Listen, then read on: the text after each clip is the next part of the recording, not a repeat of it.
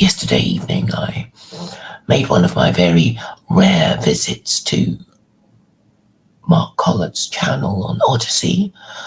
Excuse me, it's always when I start to speak that I want to cough and sneeze, and I'll mute myself.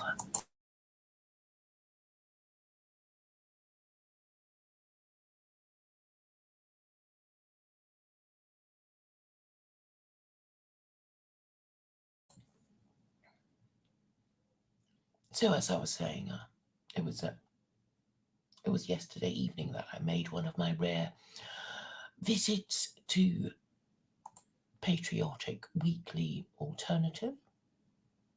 Patriotic Weekly Review with Kevin MacDonald. I must say he sounded very tired, very slovenly, very old, and didn't have any new ideas. He expected dissidents to be imprisoned, everything to get worse, and he still didn't have any ideas other than to blame the Jews. So, a very tired old man that you can imagine not looking at his best. The camera was off. It was just a black box. He didn't want to show himself. Mark Collett has a few grey hairs now, I notice.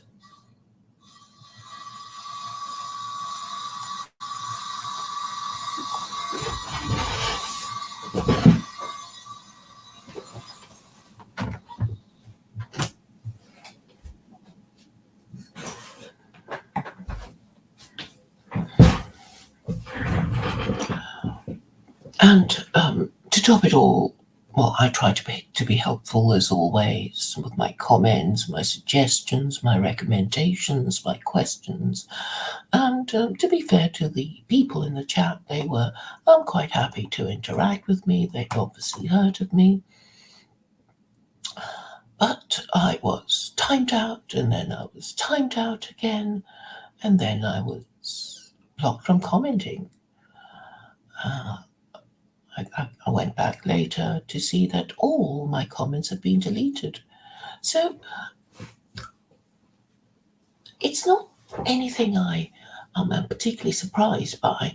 It's not just me that Mark Collett won't talk to. I know he won't talk to the others either.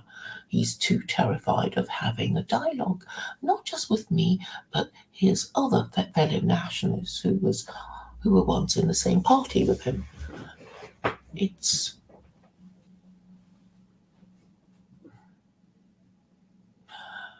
infuriating, isn't it? I would find it infuriating, disappointing, puzzling that you can say you have these strong political views, but be too afraid to subject them to challenge by other people with equally strong views who disagree with you. This is, in my view, the lowest of the low and unmanly, cowardly, neurotic, and irrational.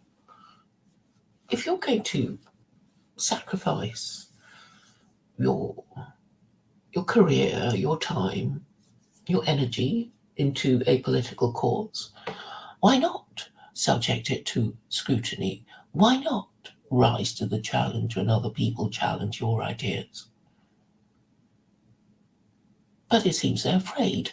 They treat their political beliefs as if they were some defective infant that needs to be protected from the scrutiny of prying eyes. I'm saying if you have political views, then express them until they are defeated. Test them to destruction. And this is what I'm doing with mine. So every time you block me and disable me from commenting without actually ever addressing my question, then you are showing that you have lost. But anyway, It was a question that I wanted to answer, but obviously I'm not going to be able to answer it in the comment section, from which I have been blocked by Mark Collett, who seems terrified of dealing with anyone who doesn't agree with him. He's showing exactly the same traits as the liberals he keeps complaining about. But I suppose this habit of cowardice has now become some kind of nationalist tradition. Nobody is able to talk to, well, each other, let alone me. Because I have the most powerful idea. I think I've done the equivalent of, well, I have the political equivalent of the Abrahamic God. The political equivalent of the Abrahamic God.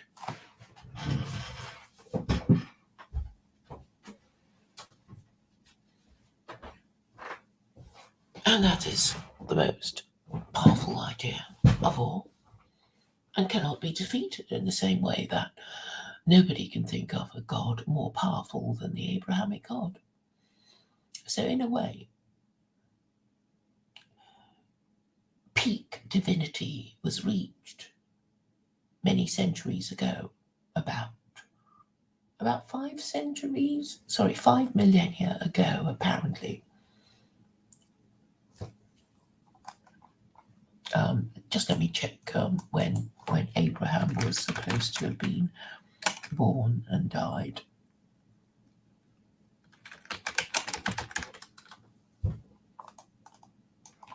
Well, apparently he died at the age of 175. He died in Hebron in Canaan, which is the present-day West Bank.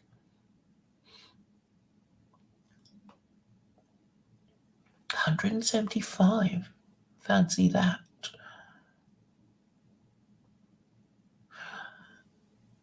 Abraham of the Abrahamic God.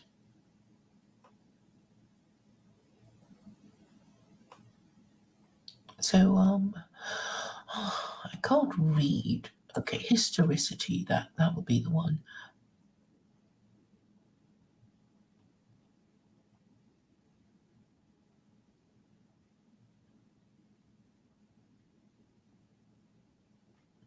But according to the Bible, Abraham was supposed to have lived in the second millennium BCE.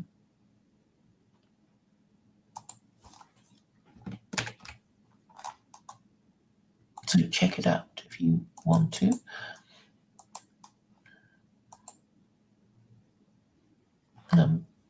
Three viewers, hello and welcome. I haven't really got started yet, but I will.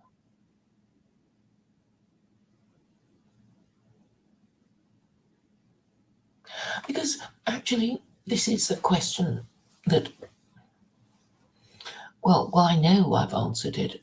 Maybe I haven't answered it as clearly and comprehensively and memorably as I should have. And this question was asked by Thin Red Line. I clicked through to his Odyssey channel, but he has no content. But he did ask one good, succinct question, which I would like to answer. Now, he says Islam is very globalist, and what I think he means is that it's an imperial religion. Because when people complain about globalism, they are complaining about the policies of the global hegemon, which is America. They don't quite seem to, make the logical connection. They think globalism is administered by Jews, and it's like, well, you're not going to have globalism if you don't have a global empire, and a global empire is not exactly unheard of, because before the American global empire, there was the British global empire, and you don't hear the British complaining about their global empire, and before the British global empire, there was the Spanish global empire. And now it is time for me to embarrass myself, try to say the empire on which the sun never set in Spanish. Because while the British might understandably think that they coined the word, it was actually the Spanish who said it. The phrase, the empire on which the sun never sets, was used to describe certain global empires that were so extensive that it seemed as though it was always daytime in at least one part of its territory. So, let me try and say it in Spanish. El imperio donde nunca se pone el sol. Let me just check. It's always annoying when somebody's mispronouncing something. I did actually try and make sure that I got it right, but we all have 14 memories.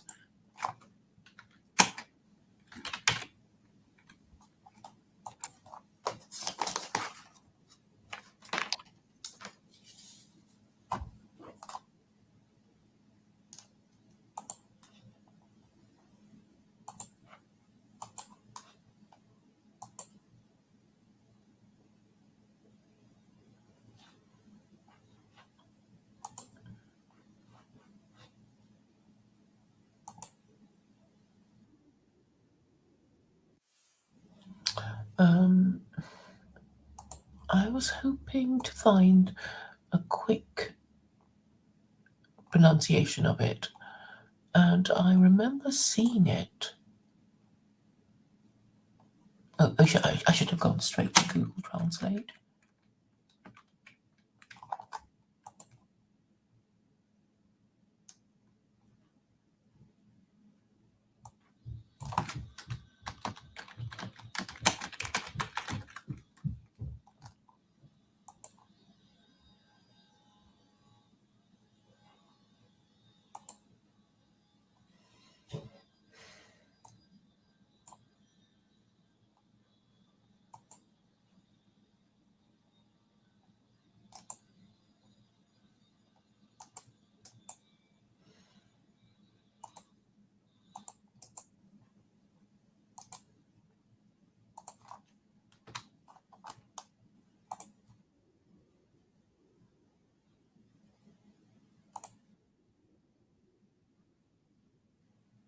Okay. El imperio donde nunca se pone el sol. El imperio donde nunca se pone el sol. El imperio donde nunca se pone el sol. So, it was the Spanish who first coined the term the empire on which the sun never sets. So, it wasn't really a British first or an American first. And I'm saying that if you have an empire, what you would do is move goods and services and people hither and thither. It's only to be expected, and this is what people do. This is what the British did. And the Spanish, when they were running their colonies and having slaves, they did that too. It's only to be expected. It is part and parcel of running an empire. So when people complain and blame the Jews, it's obvious that they don't understand who they are, or even their own history. They don't even know that they're an empire. Why are they whinging? This is what happens. People are moved around. Sometimes you want them to be moved around, and other times you think, hey, what the hell? What the hell are they doing moving all these goods and services around in my country, through my country, whatever? So, Kevin MacDonald, because I listened to his voice for the first time, I just realised how tired and out of ideas he was.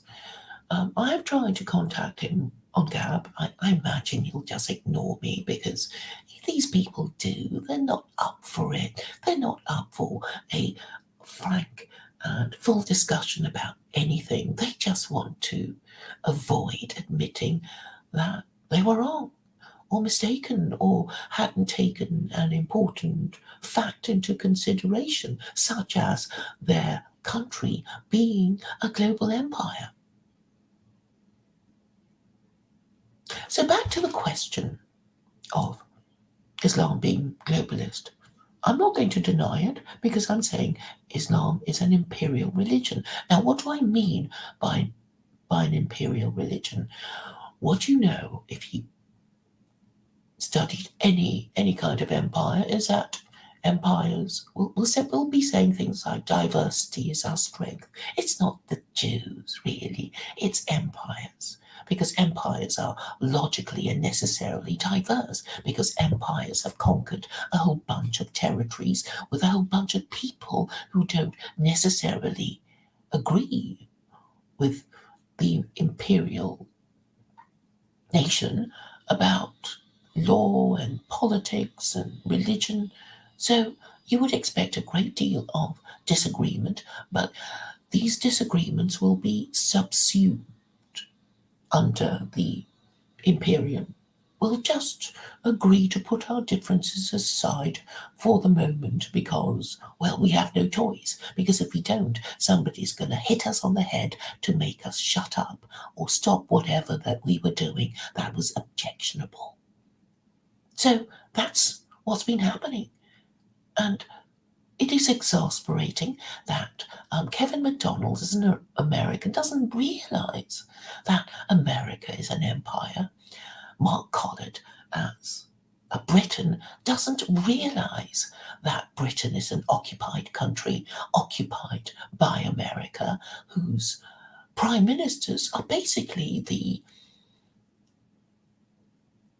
the governor generals of the American Imperium. So when you understand the reality of this, then you will understand the reality of your position as a subject nation, a vassal state, a conquered people. That's what the British are to the Americans. That's why all European leaders really haven't the ability to think independently. They have to follow the orders of America as if they were governor generals of their European nation. And when America says, go to war in a Ukraine, they do so without, for one moment, considering the national interest of the country that they're supposed to be in charge of. So, get with it. Understand the reality of your position, or you'll be even more reviled and held in contempt. Now, imagine yourself to be a bastard, and everybody in your street knew it, but you didn't. Your playmates would know. The parents of your playmates would know that you were a bastard, but you don't. Wouldn't it be better to know the reality of your position than to forever keep denying it and pretending you don't know?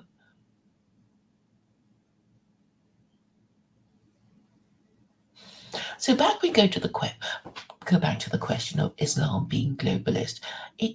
What it means is Islam is imperialist.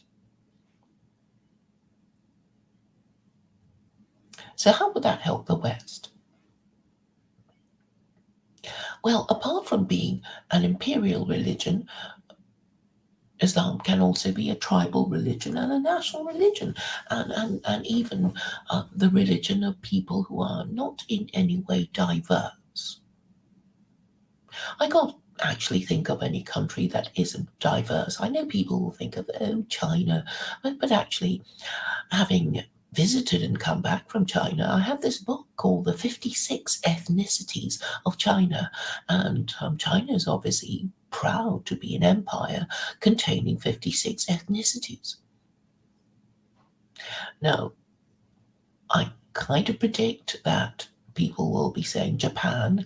I haven't been to Japan. I know they're supposed to be monoracial, but they have a demographic problem too because they're not having enough babies because the Japanese government has put their women on the pill, and when women go on the pill, they will have sex with whoever they like, and it's not beta males who have mostly become what the Japanese call grass eaters, herbivores, who just want to be one of the girls, and they don't want to get married, and they don't want to, and they're just these are men who are just happy to be one of the girls, and if men don't marry, they will never grow up, and so even Japan is suffering from problems of infantilization of useless men that or men whom women find useless because they won't marry them, whose views and preferences will be ignored because they are non-parents and clearly very unattractive to women who are hypergamous and do not want to associate themselves with men who are not marriageable.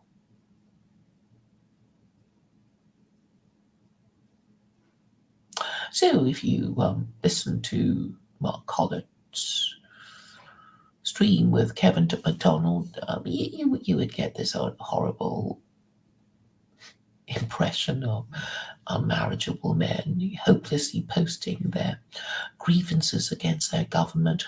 Mark Collett is not a married father, though he is a father. And I suppose that may be one of the reasons why he doesn't want to talk to me, because I will go on about how crucial it is for your society to support the institution of marriage, and he knows he's guilty. But we don't have to be marriageable to understand the nature and purpose of marriage. Even reasonably bright primary school children can understand the purpose of and nature of marriage. Too bad then that boneheaded nationalists refuse to understand its basic principles, its basic eugenic principles. Now, I see I haven't got very far in explaining why Islam would help. I've only said repeatedly that Islam is a moral system that can be used by empires and nations and tribes, because it is that flexible. It is a kind of one-size-fits-all religion. So if you're a global hegemon, you can use Islam to keep your subject peoples happier than the American empire has been able to keep its subject peoples happy. So what is the globalist nature about Islam and other empires? So I was going to say that China, with its 56 ethnicities, logically and necessarily has to allow freedom of belief. And this has actually happened when China became communist. It was never ceased. People who were Catholic in China or Muslim or whatever, they were never told to give up their religion and become communists. What happened was that, well, they had the same system as here, really, in the West. Like, liberalism is the umbrella under which all other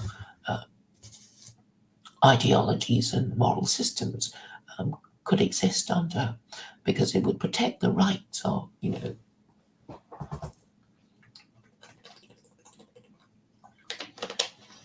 of Hindus in the West, or Buddhists in the West or Muslims in the West. But once upon a time, this was certainly not the case under the reign of Christian kingdoms,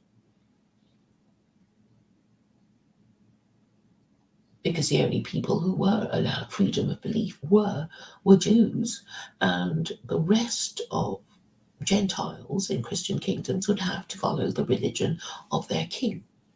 And you can imagine how objectionable this was, since, when the Wars of the Reformation began, because the Wars of the Reformation were about whether monarchs had to be told by the Pope what to do. And this was really the casus belli of the Wars of the Reformation. They were saying, no, we don't need to be told by you, Pope, what to do, because we know you're just a corrupt man in Rome. You sell indulgences, and as for the English Reformation, Henry objected to being told by the Pope whom he could or couldn't marry. It was important to him to sire an heir, and he saw that it was too late to get his first wife, Catherine of Aragon, to have another child. She had already given him one, and she was Bloody Mary. And by the time he had thoughts of having another, thoughts of siring a son, she was already 40, and therefore she had to be divorced in order to find another wife who might sire him a son. There were interesting questions that arose as a consequence of this attempt by Henry to escape the iron rule of monogamy, which was at the time strictly enforced on all Christian monarchs and subjects. So you could only have one wife, and this included the king. And the only way kings could get round this was to say that, well, I was never properly married. That there would be some reason to annul the marriage, and an annulment meant that the marriage should never have taken place and would be cancelled and treated as if it never happened. But the question of what was to become of the children came up, because it would be, well, very unfair on Mary to say, to suddenly declare her illegitimate when everybody knew that, her mother was a virgin, and there was a wedding, and, there were the kings and all the witnesses and all the guests at the wedding feast and all that, and then to discover that your mother wasn't married after all, even with all the, wedding festivities. It was, ridiculous and unfair. But somehow they made it the case that when you annul your marriage and you have children, your children are not declared illegitimate. But obviously, if you thought about it logically, if you were never properly married to that person, then all the offspring that you sired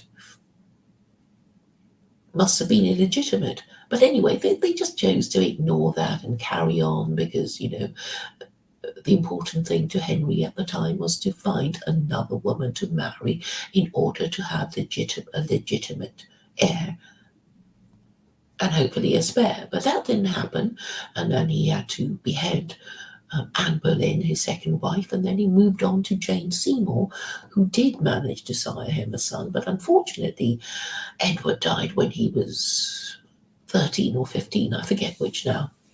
So that was a problem, and obviously that is, that should by that time have been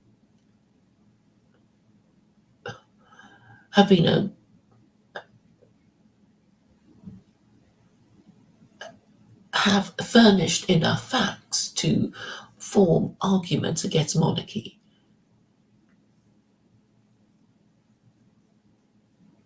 So if people dared to think what they could have been, what they thought really, they must have thought that it was just ridiculous for Henry to carry on in this way. You know, if Henry wasn't able to sire a son, then he could, there was somebody else in the kingdom who could have, governed the country just as well, and he should just give it up to this person who didn't necessarily have to be a relation of his. But anyway, nobody thought of that because I suppose it would have been heresy or treason to even talk in those terms, as it seems it is in Saudi Arabia.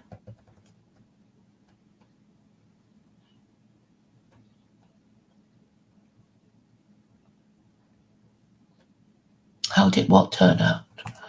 Living the dream. What's your question? Why can't people ask questions properly? I don't know I don't know.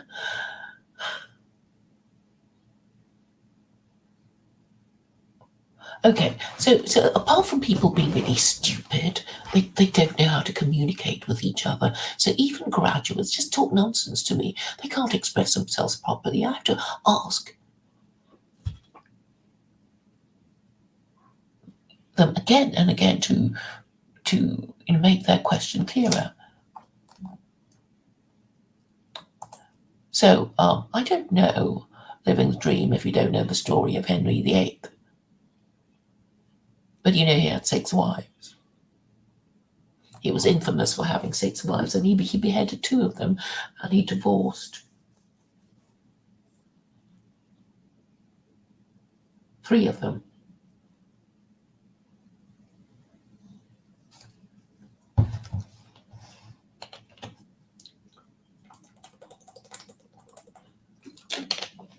Anyway, that was a ridiculous carry-on.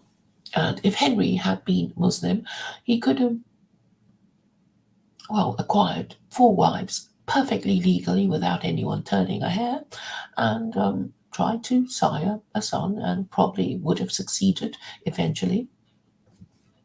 Okay, here we go again. For what? For what? For what?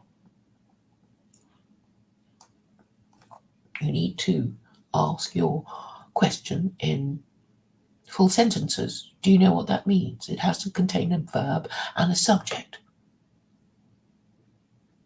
Yeah, so I'm saying if Henry were Muslim, he could have married up to 4 wives, and nobody would have thought anything of it, and there wouldn't have been the English Reformation, and lots of people died, in the ideological battle about whether the English were Catholic or Anglican.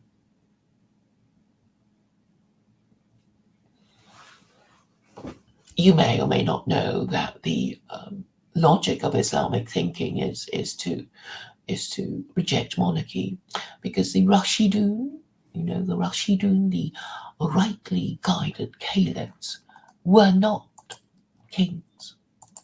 Okay, you need to understand that. We know that subsequently caliphs are treated like kings, but it's wrong, and these Muslims, they've got it wrong, and they can't even acknowledge it in their own history. And that's why I'm not taking any advice from them unless I agree with it, obviously. So the Rashidun Caliphate were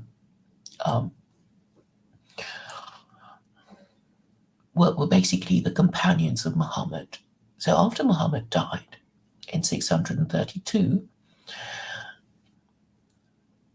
his companion Abu Bakr took over, and then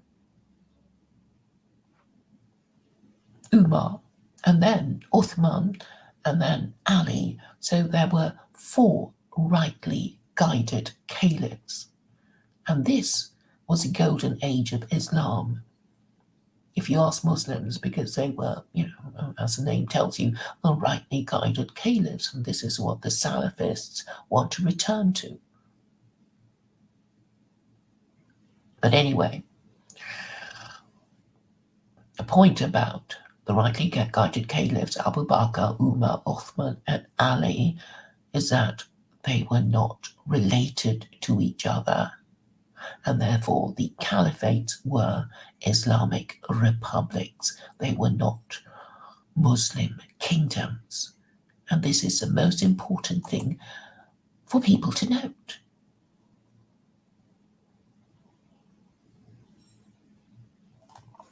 So, we know Europe was once upon a time and almost entirely a continent of monarchies, of monarchs. Now we know about the Venetian Republic. Let me just check the Republic of Venice, how long it lasted. So it ran from the year 697 to 1797. So that was pretty good. It lasted. Why did it last so long? Because it was a maritime republic. And it was ruled by the Doge, who was elected by members of the Great Council of Venice, the city-state's parliament, and ruled for life. The ruling class was an oligarchy of merchants and aristocrats. Venice and other Italian maritime republics played a key role in fostering capitalism.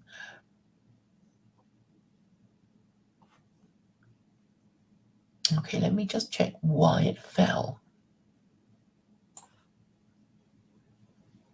Okay, I'll just read it to you. Venetian citizens generally supported the system of government. The city-state enforced strict laws and employed ruthless tactics in its prisons. You know, the Bridge of Sighs. If you were convicted in whatever, you'd be taken across a Bridge of Sighs to go into the dungeon. You may have heard of this or seen it if you visited Venice yourself. The opening of the new trade routes to the Americas and the East Indies via the Atlantic Ocean marked the beginning of Venice's decline as a powerful maritime republic. The city-state suffered defeats from the navy of the Ottoman Empire. In 1797, the republic was plundered by retreating Austrian and then French forces, followed by an invasion by Napoleon Bonaparte. And the Republic of Venice was split into Austrian-Venetian province and the Cisalpine Republic, a French client state, and the Ionian French departments of Greece.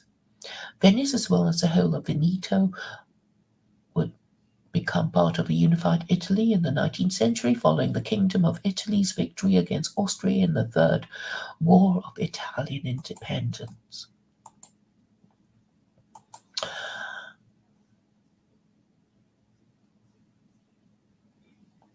Thank you, Living the Dream, for your interesting question about being given a male heir by God if Henry had converted. The idea of converting to Islam was not new. In fact, Henry II and his son, King John, we actually have evidence that Henry II, in his communications with the Pope, threatened to convert to Islam because he was so sick and tired of the Pope telling him what to do. And King John, probably because there was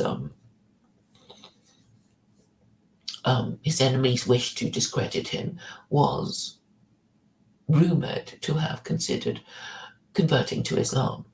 But the whole point of a king, a Christian king, converting to Islam is to tell the Pope, that the souls of my subjects will now be turned over to the God of Muslims. Because, the whole point of Christian monarchs and his Christian subjects is that his Christian subjects would have to follow his religion and thereby give the Catholic Church, he would give the Catholic Church the souls of his subjects. So it was a pretty powerful bargain. which people I don't think even know. I try to talk about this to Europeans, and they just sort of look blank and surprised and not very happy, and they can't talk about it, and they can't ask the obvious next question, and I don't know. I mean, I guess they're a bit stupid these days, so. I guess the only way around that is for me to go on and on about the same thing again and again and again. So you can imagine how powerful the Catholic Church was, and how it must have kept the kings, European kings, in line by the issue of interdicts, which is something I can look up and explain to you. Don't worry, I will sum up what I'm trying to say at the end. If you think I haven't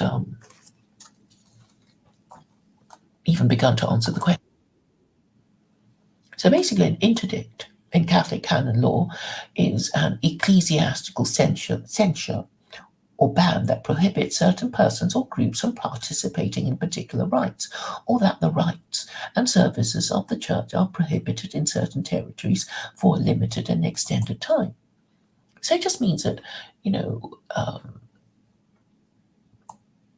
these rituals that you perform, for people's weddings and ceremonies, it's like, somebody's wedding will not be blessed. Somebody's, soul will not get to heaven if the interdict is in force.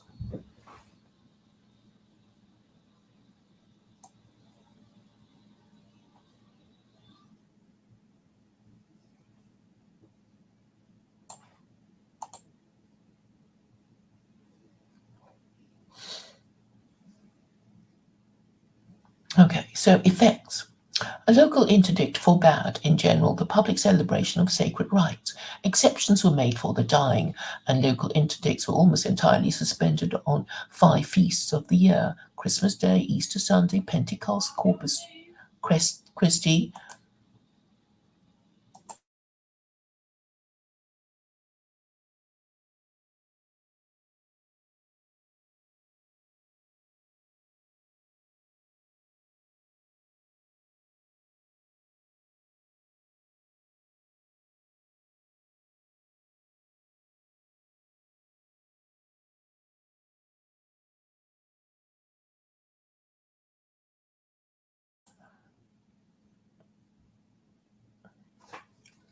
Okay, I am being called away, so I'm going to.